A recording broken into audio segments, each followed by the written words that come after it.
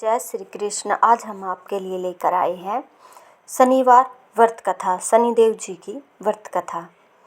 कथा को बीच में बिल्कुल भी स्किप ना करें, इससे आपको कहने का कोई लाभ नहीं होगा। कहानी को लास्ट तक ज़रूर सुनें और हमारे चैनल को लाइक शेयर सब्सक्राइब ज़रूर करें। तो चलिए जानते कथा के बारे में।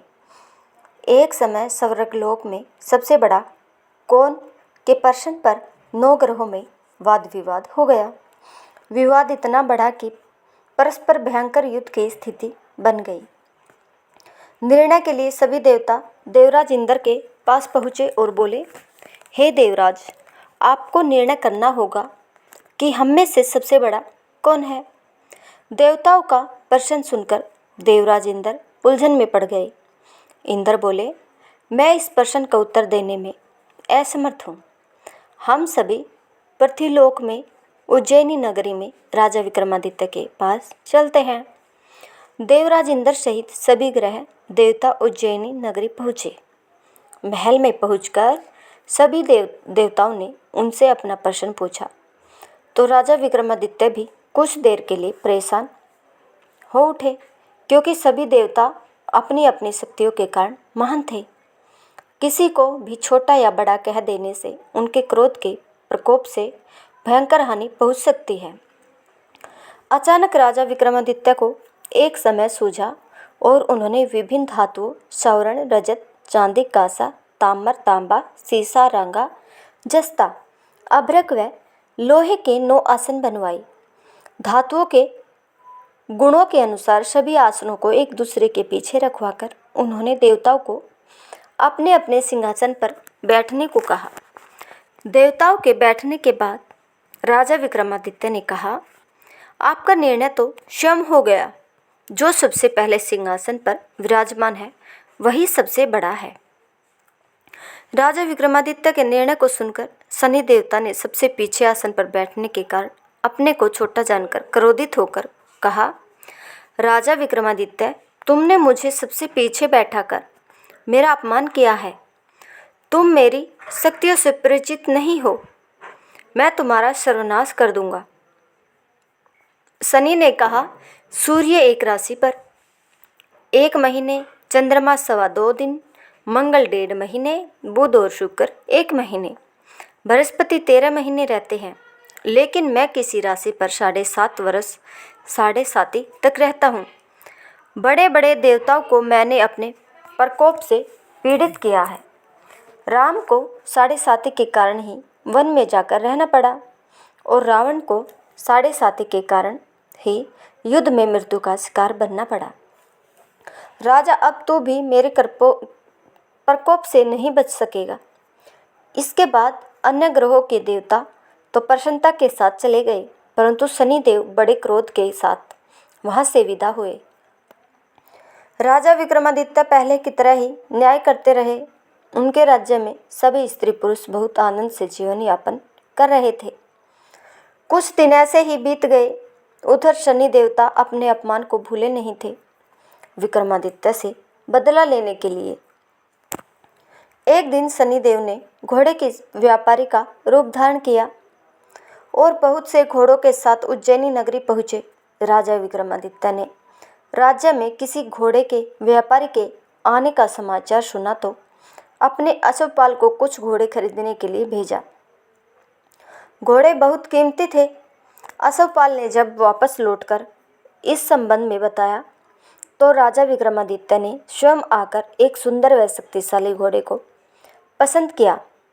घोड़े की चाल देखने के लिए राजा उस घोड़े पर सवार हुए तो वह घोड़ा बिजली की गति से दौड़ पड़ा।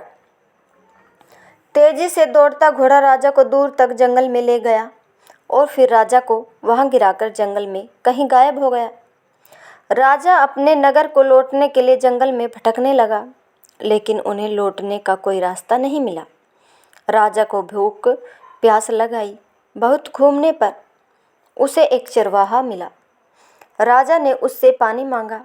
पानी पीकर राजा ने उस चरवाहे को अपनी अंगूठी दे दी।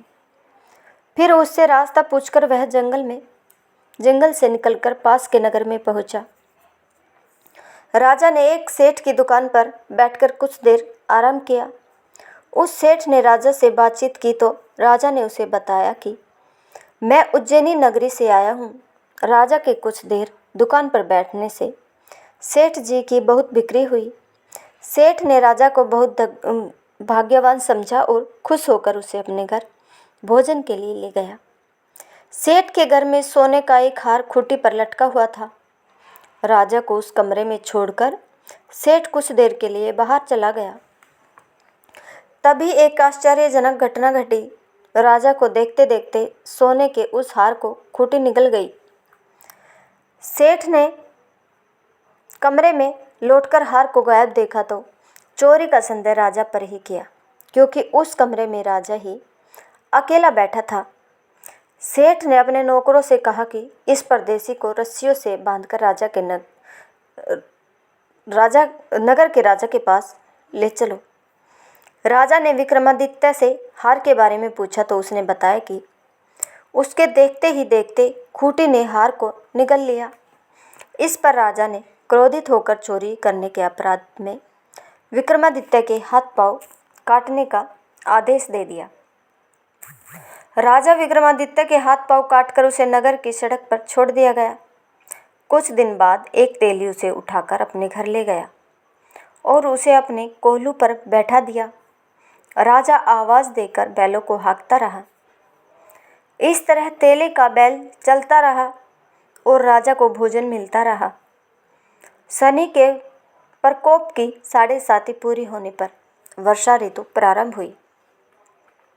राजा विक्रमादित्य एक रात मेघ मल्हार गा रहा था कि तभी नगर के राजा की लड़की राजकुमारी मोहिनी रथ पर सवार उस तेली के घर के पास से गुजरी। उसने मेघ मल्हार सुना तो उसे बहुत अच्छा लगा और दासी को भेजकर गाने वाले को बुला लाने को कहा।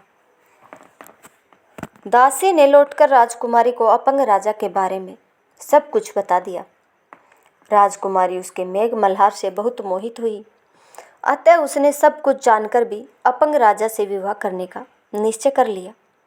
राजकुमारी ने अपने माता पिता से जब यह बात कही तो वे हैरान रह गए। रानी ने मोहिनी को समझाया, बेटी, तेरे भाग्य में तो किसी राजा की रानी होना लिखा है, फिर तू उस अपंग से विवाह करके अपने पाँव पर कुल्हाड़ी क्यों मार रही है। राजकुमारी ने अपनी जिद नहीं छोड़ी। अपनी जिद पूरी कराने के लिए उसने भोजन करना छोड़ दिया और प्राण त्याग देने का निश्चय कर लिया। आखिर राजा रानी को विवश होकर अपंग विक्रमादित्य से राजकुमारी का विवाह करना पड़ा। विवाह के बाद राजा विक्रमादित्य और राजकुमारी तेली के घर में रहने लगे। उसी रात सोपन में शनिदेव ने राजा से कहा, राजा, तुमने मेरा प्रकोप देख लिया। मैंने तुम्हें अपने अपमान का दंड दिया है। राजा ने शनिदेव से क्षमा करने को कहा और प्रार्थना की, हे शनिदेव, आपने जितना दुख मुझे दिया है अन्य किसी को न देना। शनिदेव ने कुछ सोचकर कहा, राजा, मैं तुम्हारी प्रार्थना स्वीकार करता हूँ। जो कोई स्त्री पुरुष मेरी पूजा करेगा, शनिवार को व्रत करके मेरी व्रत कथा सुनेगा, उस पर मेरी अनुकंपा बनी रहेगी। प्रातःकाल राजा विक्रमादित्य की नींद खुली तो अपने हाथ पांव देखकर राजा को बहुत खुशी हुई। उसने मन ही मन शनिदेव को प्रणाम किया। राजकुमारी भी राजा के हाथ पांव सही सलामत देखकर आश्चर्य में डूब गई। तब राजा विक्रमादित्य ने अपना परिचय देते हुए शनिदेव के प्रकोप की सारी कहानी सुनाई। सेठ को जब इस बात का पता चला तो दौड़ता हुआ तेली के घर पहुंचा और राजा के चरणों में गिरकर क्षमा मांगने लगा। राजा ने उसे क्षमा कर दिया, क्योंकि यह सब तो शनिदेव के प्रकोप के कारण हुआ था। सेठ राजा को अपने घर ले गया और उसे भोजन कराया। भोजन करते समय वहाँ एक आश्चर्यजनक घटना घटी। सबके देखते देखते उस खूंटी ने हार उगल दिया। सेठ जी ने अपनी बेटी का विवाह भी राजा के साथ कर दिया और बहुत से स्वर्ण आभूषण, धन आदि देकर राजा को विदा कर दिया।